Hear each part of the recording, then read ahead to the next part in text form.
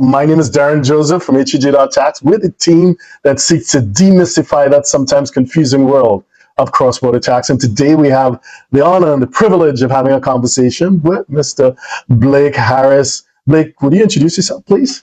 Thanks so much for having me on your show. I'm an asset protection attorney. I focus on offshore planning, so I help clients throughout the world, but most of my clients are here in the United States where lawsuits are rampant. We set up offshore structures, trusts, and LLCs to help keep our clients' assets protected from any type of lawsuit, litigation, or divorce. Could you say a few words about foreign non-grantor trusts? I mean, ours is a relatively small practice, but we still do perhaps 2 or 3 people per month who are giving up a U.S.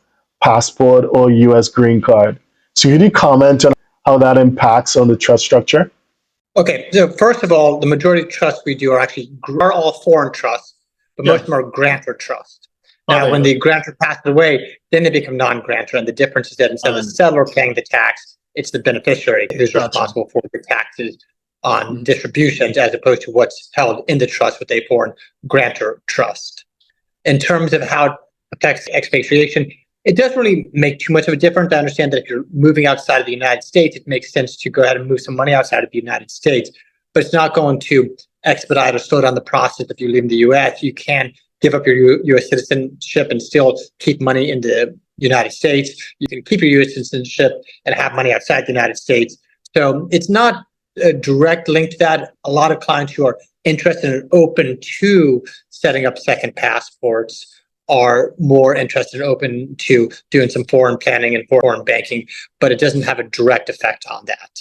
It's just that depending on where someone is going to when they leave the US, as I touched on earlier, if you're heading to another common law jurisdiction, that's okay. But if you're going to a civil law jurisdiction, especially a civil law jurisdiction that hasn't fully embraced the Hague Convention on Trust, the trust structure itself may have negative tax implications once they move. And for some jurisdictions, particularly in Europe, some of those offshore jurisdictions may still be on their blacklist or their list of non-cooperative jurisdictions.